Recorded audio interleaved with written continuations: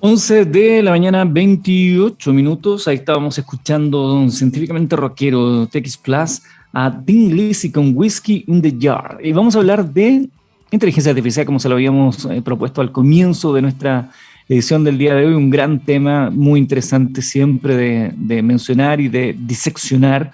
Estamos ya con Zdenko Kuchina, él es CEO de Octopus. ¿Cómo estás, Zdenko? Gusto de saludarte.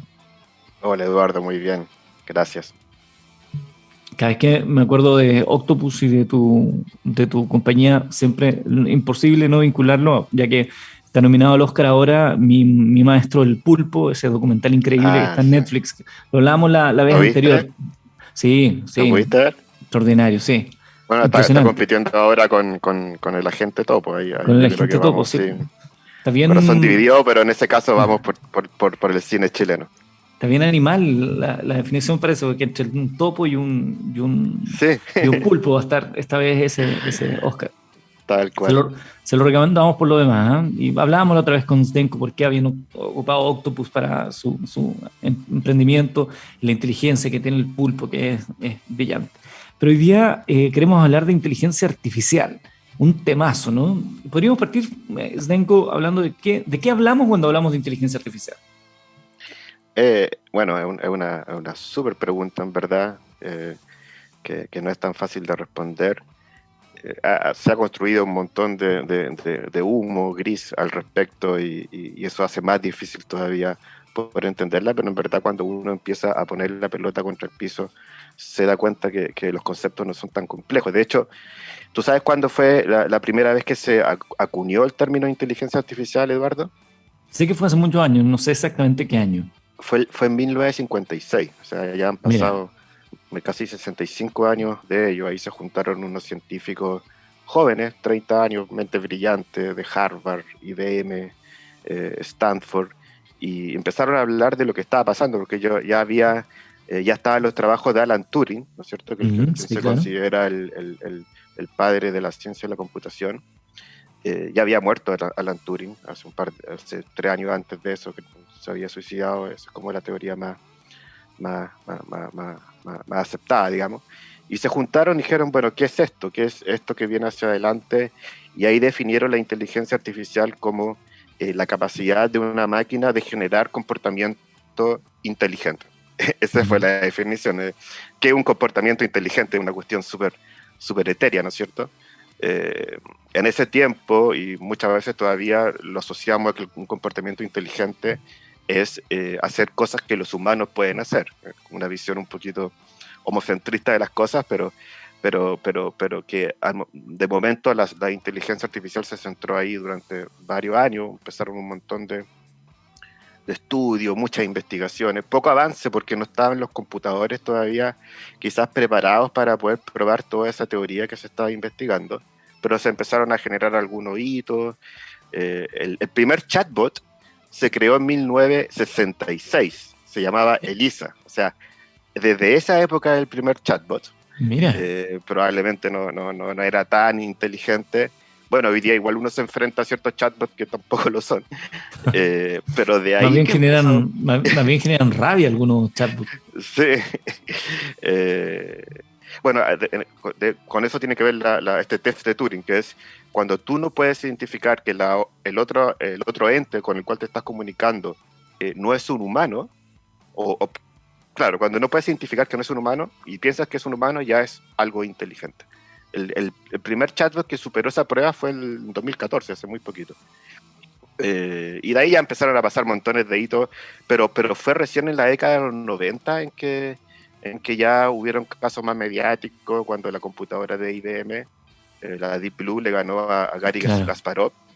El primero ganó a Gary Kasparov el 96, después el año siguiente ya le pusieron 400 procesadores en paralelo, ya fue una cuestión monstruosa, y bueno, finalmente ganó la máquina. Muy picado Gary Kasparov. Hay una charla ahí en TED que él habla de esa experiencia, pero después él habla de cómo él comprendió que incluso más potente que una máquina o un humano era la combinación máquina-humana. De hecho, se empezaron a armar partidas en que habían jugadores de ajedrez profesionales, cada uno con una máquina. y ya eran partidas extraordinarias desde el punto de vista de lo que podían hacer. Y ahí empezó, el 2016 recién, el ajedrez se quedó chico, el ajedrez es fácil para hoy día la inteligencia artificial, o sea, ya los ajedrecistas no juegan contra las máquinas, es aburrido, juegan en línea contra otros jugadores, y decidieron ya irse por el Go, que ya son un tablero chino muy antiguo, 19 por 19, y ahí le ganaron a un subcoreano, la máquina de Google, AlphaGo.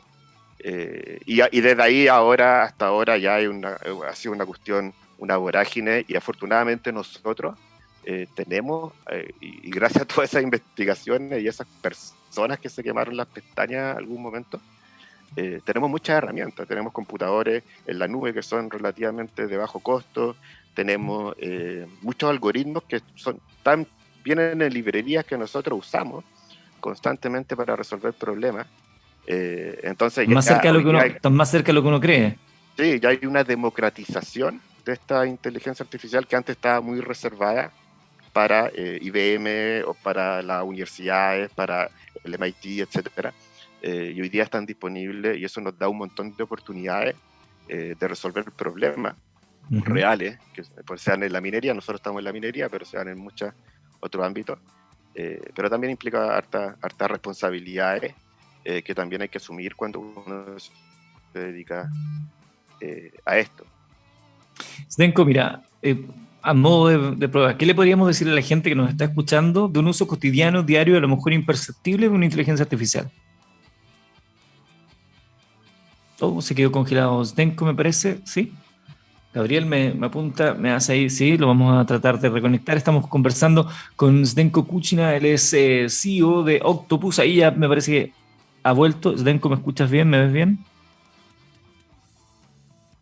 No, está. Zdenko nos había advertido previamente que tenía algunos problemas con su conexión. Esto es la mejor definición de casa de herrero, cuchillo palo. ¿Ven? Estamos hablando de tecnología, de inteligencia artificial y tal, y de pronto tenemos que chocar contra redes que no nos permiten una comunicación fluida. Zdenko Kuchina es CEO de Octopus, una empresa que se ha propuesto revolucionar la forma de hacer minería desde el proceso de carguillo y transporte, aplicando tecnologías de punta. Estábamos hablando de inteligencia artificial y estaba mirando que por acá, de hecho, llegaron algunas preguntas sobre si es lo mismo una inteligencia artificial que redes neuronales artificiales. Yo no sé si Zdenko ya está con nosotros, Zdenko. Sí, estoy. ¿Me escuchan? Ahí sí, perfecto. Yo Ya, te planteaba... esta red no es muy inteligente, entonces. No es muy inteligente. Claro. Bueno, ahí mira, estoy mirando de reojo algunas preguntas que llegan, y una que decía, bueno, si existe la inteligencia artificial, ¿cuándo vamos a encontrar la inteligencia natural? Bueno, a veces parece que una buena pregunta. es escasa. Sí, yo no tengo esa respuesta. Tú me hiciste una pregunta recién, y también tiene que ver con la pregunta que hicieron ahí recién también. Hay muchos casos de inteligencia artificial. La inteligencia artificial, en su primera definición, es que tú le das a una máquina una tarea y le das la experiencia de cómo resolverla, y la máquina la resuelve, ¿ya? Esa es como la primera rama de la inteligencia artificial, o el primer conjunto. Y después empiezan a desarrollarse otros subconjuntos. Ahí empieza el machine learning, en que ya tú a la máquina no solamente le das la tarea, le das también la experiencia a través de los datos, le das una métrica. Mira, quiero que tú predigas, por ejemplo, cuáles son los mejores currículums que se van a tener un mejor rendimiento en el trabajo. Entonces tú le dices los datos, le das la experiencia, estos son la historia de lo que ha pasado, este ha sido el rendimiento de cada uno y su pasado, etcétera. Y el algoritmo empieza a aprender, y tú le das la métrica de, por ejemplo, el rendimiento que va a tener a fin de año, por ejemplo. Entonces el algoritmo ya empieza a aprender, y ahí empieza el machine learning. Y debajo del machine learning, como subconjunto, empiezan ya cosas mucho más potentes como el deep learning. Las redes neuronales son parte de eso. Entonces, redes neuronales es más bien una técnica que pertenece a este gran conjunto llamado inteligencia artificial. Un ejemplo, ahí hay un ejemplo, pero un ejemplo también cotidiano: cuando tú usas Waze, estás usando inteligencia artificial. Te está ayudando a llegar mejor a tu destino. En la medida que tú partes, te va diciendo la ruta, si ocurre algo te cambia la ruta, y es un poquito también lo que nosotros hacemos en minería para el proceso de carga y transporte. Pero ese hay un ejemplo muy, muy, muy claro y muy simple y muy cotidiano de una inteligencia artificial que te está ayudando en este caso, a hacer tu tarea, que quiere llegar a tu destino rápido, etcétera. Zdenko, mira, otro concepto que se utiliza bastante en el ámbito minero y que a algunas personas les genera curiosidad es el de gemelos digitales. Sí, Un concepto bien utilizado hoy en día en minería y en otros ámbitos también. Expliquemos a la luz de esta conversación qué son realmente los gemelos digitales, cómo funcionan, cuál es su principal uso. los gemelos digitales, bueno, es como un compañero, alguien que te va acompañando. Ahí también hay una clasificación o una definición media difusa de lo que son, porque hay eh, varios objetivos que cumplen. Hay uno que te va diciendo lo que está pasando en tiempo real en tu operación. Entonces la minería eso es súper útil porque quizás no tienes que estar ahí para saber lo que está pasando en tu proceso. Es como los gerentes, ¿no es cierto? Cuando muchas veces antes las fábricas tenían una oficina de vidrio en que miraban toda la fábrica. Hay que ver qué está pasando, quién está trabajando, quién no está trabajando. Bueno, hoy día eso lo pueden tener en el celular. Ahí hay una función del gemelo digital que es informar. Informar lo que está pasando. No te dice mucho más, te informa. Después ya hay una segunda característica que es simular qué podría pasar. Entonces tú le dices, ya, gracias máquinas por informarme, ¿me puedes decir qué pasaría si yo muevo un camión de acá para acá? Sí, y la máquina procesa y te dice, mira, va a pasar esto, estos son los indicadores de performance, etcétera. Y después está ya el tercero, que es donde nosotros estamos, digamos, que ya es como el nivel que yo considero al menos el más útil, que es no solamente el que te dice qué está pasando o te responde qué podría pasar, él autónomamente y constantemente en tiempo real va viendo qué podría llegar a pasar. Entonces va generando escenarios, y si muevo este camión para acá, si llevo estos camiones a cargar combustible, si saco esta pala de carga de este lado o este cargador frontal y lo pongo en otro lado, y te va diciendo en tiempo real, te recomiendo hacer esto, te recomiendo hacer esto, te recomiendo hacer esto. Es como un acompañante, pero que va funcionando en tiempo real para darte decisiones. El Waze en parte es eso. Entonces ahí hay un concepto que nosotros aplicamos mucho y como te decía, te contaba Nico en la vez que hablamos anteriormente, Uh-huh. es como este gemelo digital, este compañero, el pulpo compañero, que va acompañando al piloto y le va diciendo, el piloto en este caso, el que está en la sala de despacho manejando toda esta operación, cuáles son las buenas decisiones que puede ir tomando para ello. Pero, sin duda y siempre, esa combinación entre ambos va a ser mucho más poderosa que cualquiera de los dos por separado, como decía Gary Kasparov. Denko, vinculado con el uso potencial que se le da a la industria a esta implementación de inteligencia artificial, ¿hasta qué punto logran tener autonomía? Cuando uno se mete en la conversación cotidiana y empieza a hablar de esto, la gente empieza a plantear desde algún temor el nivel de autonomía o supremacía que podrían llegar a tener, el cruce con la robótica, por ejemplo, de la inteligencia artificial, y ya algunos más empiezan a hablar hasta de Terminator. ¿Qué niveles de autonomía tienen realmente hoy estas potenciales máquinas y hasta dónde todavía es necesario el operador humano que esté vigilando o entregando algún tipo de info? Hay un buen ejemplo, son los camiones autónomos en la minería, que la minería es un buen ambiente para probar vehículos autónomos. En parte porque es un sistema protegido. Entonces, no hay interacción con otras personas, con ciclistas, con otro auto, que no existe control sobre ellos. Más o menos existe cierto control. Entonces, ahí se están probando y hay faenas que tienen el camión autónomo ya desde hace un buen tiempo en Chile, como la faena Gavi en Codelco. Pero igual tiene limitaciones, porque el camión autónomo lo que hace es automatizar la función del operador, del conductor del camión. El camión es capaz de manejar solo, pero de todas formas necesita que alguien le diga qué tiene que hacer. El camión no sabe qué tiene que hacer, entonces alguien le tiene que dar sus instrucciones. Y en general, por eso que hoy día el uso de los camiones autónomos de minería está un poco limitado a hacer tareas relativamente eh, eh, repetitiva. Entonces, ir Uh-huh. de un lugar de donde están los relaves a otro. y constantemente, pero es difícil todavía poder darle instrucciones más complejas, ahora anda para allá, no, ahora devuélvete y hace otra tarea, porque todavía, todavía esa conexión con la instrucción con el director técnico de los camiones no está a un nivel de automatización. Nosotros estamos trabajando en ello, como si está lo que hace el camión mismo.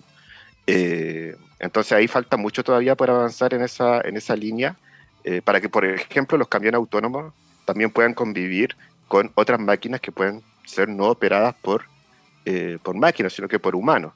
Y esa convivencia en un mismo ambiente operacional es compleja y falta bastante. Ahí empiezan a haber cosas muy, muy, muy delicadas. Hay un ejemplo clásico de la autonomía en vehículos, que es, por ejemplo, tú tienes un vehículo autónomo circulando en una ciudad. Ese vehículo autónomo con un pasajero se enfrenta a un camión que de repente frena de golpe, y el vehículo tiene tres posibilidades: o choca con ese camión, poniendo en riesgo a su pasajero, y a los dos costados va un motociclista con casco, y al otro costado un motociclista sin casco. Tiene tres posibilidades: o se va contra el motociclista sin casco, contra el motociclista con casco, o choca él poniendo en riesgo a su pasajero. ¿Qué hace? ¿Qué programas hay? ¿Qué programas en el código? Porque en ese, si fuera un humano el conductor, es súper razonable pensar que fue una reacción casi inconsciente de supervivencia, claro, instintiva, la decisión que al final tomó. Y de hecho no puedes culparlo de cualquier culpa desde el punto de vista de las consecuencias del accidente. Pero en el caso de que haya sido programado, esto fue decidido por alguien en un ambiente, en su casa, en su oficina, con un café, con un jefe que le dictó las pautas. Entonces, ¿qué pasa si elige al que va sin casco porque está infringiendo la ley? O sea, él puede de alguna manera tomar ese poder de juicio. Elige el que tiene menor probabilidad de morir porque va más protegido. Entonces, si el auto tiene buena seguridad, quizás a su pasajero no le va a pasar nada. Es complejo y eso abre perspectivas desde el punto de vista, de todos puntos de vista, incluso desde el punto de vista judicial, desde el punto de vista de un montón de cosas que hay que trabajar mucho en la inteligencia artificial. Ese ejemplo es extremo, pero es como un poco para ejemplificar toda la complejidad que hay detrás, y esto no es solamente llegar y programar algoritmos, porque hay que ser consciente de los riesgos, de los impactos que pueden llegar a tener si es que no se programan bien. Lo más importante de la inteligencia artificial es el entrenamiento. Entonces ahora nos convertimos en entrenadores.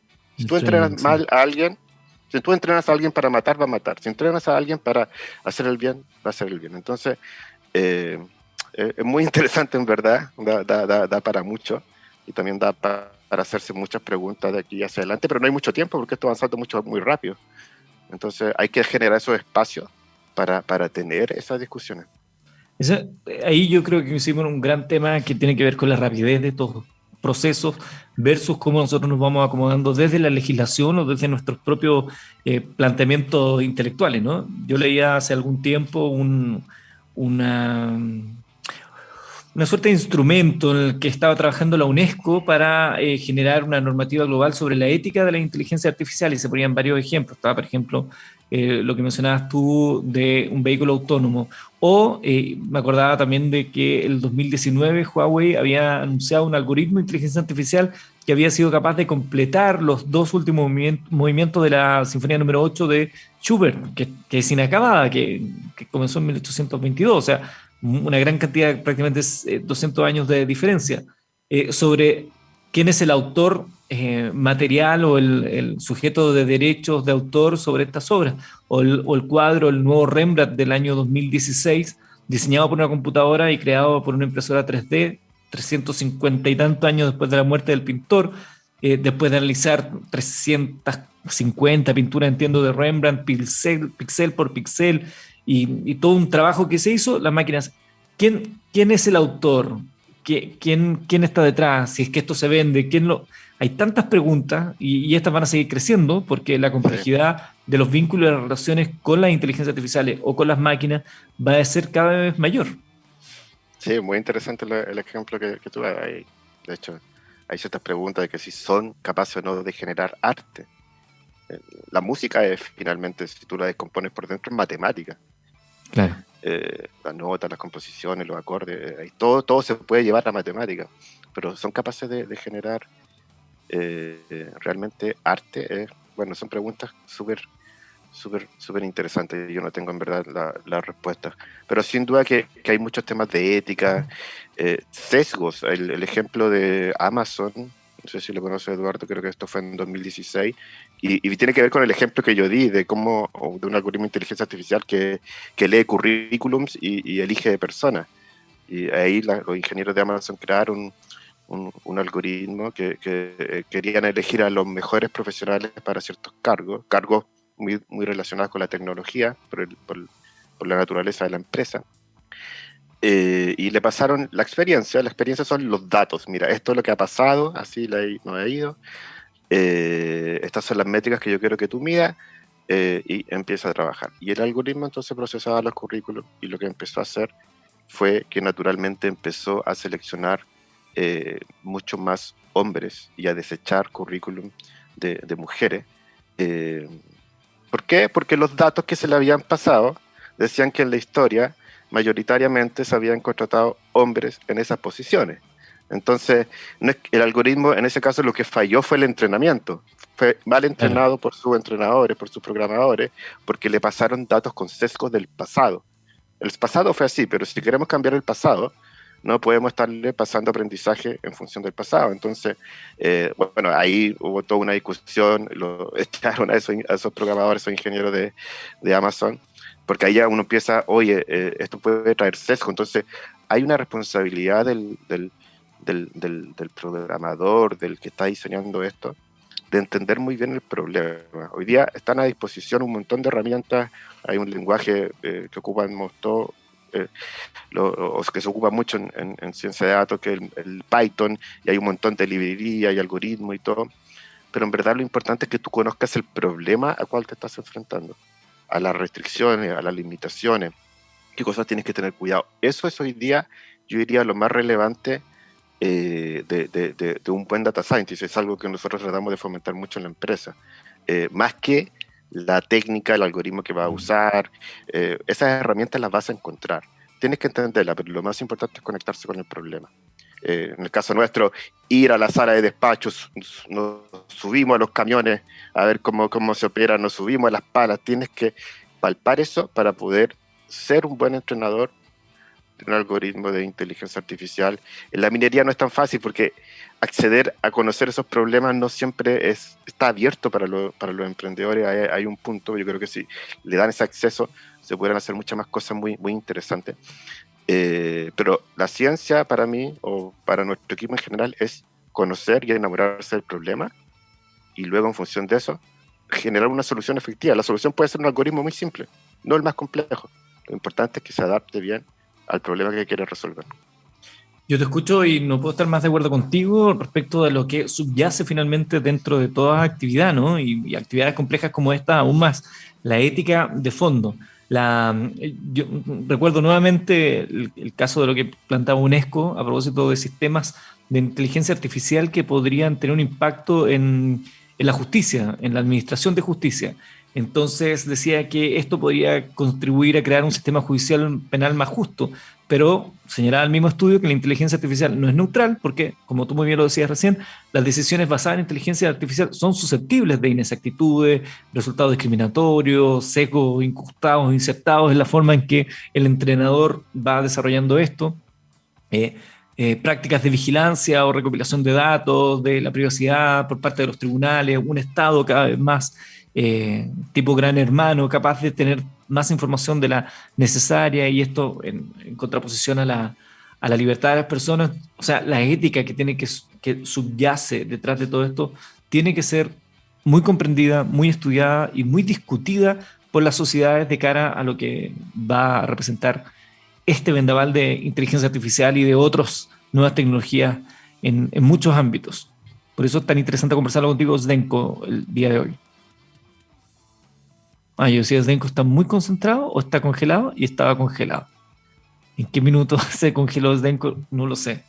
Yo pensé, dije, estoy diciendo algo muy inteligente y Zdenko está muy concentrado. Vamos a tratar de conectarnos. Ya estamos en la parte final de la conversación con Zdenko Kuchina de Octopus, conversando hoy día de inteligencia artificial. Si quieren conocer más sobre inteligencia artificial, desde ya los invito. Es muy fácil encontrar mucha información al respecto. Les recomiendo la página de la UNESCO sobre inteligencia artificial, donde hay estos dilemas éticos de inteligencia artificial sesgada, los vehículos autónomos, la creación de arte, el Tribunal de Justicia, porque además una buena forma de ir planteando esta conversación con nuestros hijos. Probablemente sus hijos a lo mejor van a saber más de esto que usted, pero es interesante que más allá de la tecnología hay un debate, hay un dilema, está lo que siempre hemos tenido los seres humanos: hacernos preguntas y tratar de plantear respuestas que vayan en pos del bien común de todas las personas.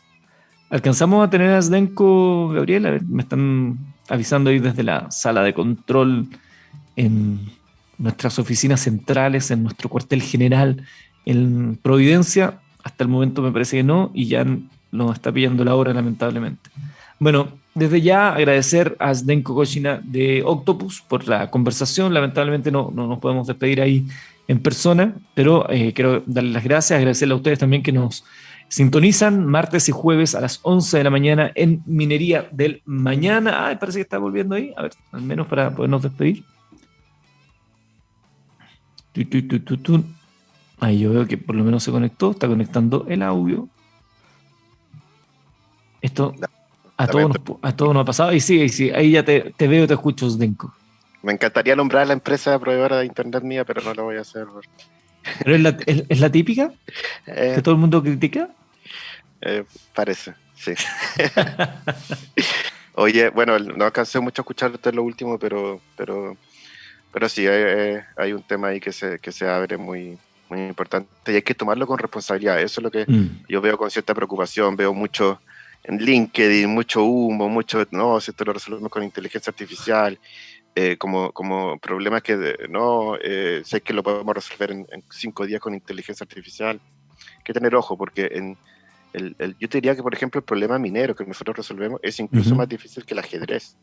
El ajedrez es un tablero de 8x8, 32 piezas con ciertas restricciones de movimiento, y tú imagínate un rajo minero, tienes 60 camiones moviéndose, eso tiene millones y millones de posibilidades que puedes tomar. Entonces hay que tomarlo con responsabilidad, y una de las responsabilidades que tenemos es explicar en simple. Si nosotros no somos capaces de explicarle en simple a nuestros clientes lo que hacemos, lo que hace nuestro algoritmo, ahí estamos cometiendo un error, porque es uno de los principios de la ética en inteligencia artificial, la transparencia. Entonces yo creo que también ese es un valor súper importante que hay que conservar. Uno de mis primeros jefes, el LAN, me dijo: si alguien no te puede explicar en simple algo, duda mucho de eso. Y hasta el día, Roberto Cruz, hasta el día de hoy sigo ese consejo. Hoy día un gran ejecutivo en Nike a nivel corporativo mundial. Pero sí, yo creo que y los clientes tienen que también tener el derecho de pedirle a los emprendedores o a las empresas que le están ofreciendo inteligencia artificial: ok, explícame en simple lo que hace esto. Muy interesante esa última reflexión también, al igual que todo lo que hemos conversado, súper relevante. Muchísimas gracias, Zdenko, por acompañarnos. Éxito ahí en Octopus, que le siga yendo así de bien. Y lamento los inconvenientes de conexión. No te preocupes, no es culpa tuya, es culpa de... Muchas gracias, un gran abrazo. Chao, Eduardo, igualmente. Bueno, amigos, nos despedimos hasta el día jueves a través de TX Plus, Científicamente Rockero. Muchas gracias a todos, que descansen, cuídense y sean evolucionados, como decimos acá en la radio. Evoluciona con nosotros. Saludos, chao.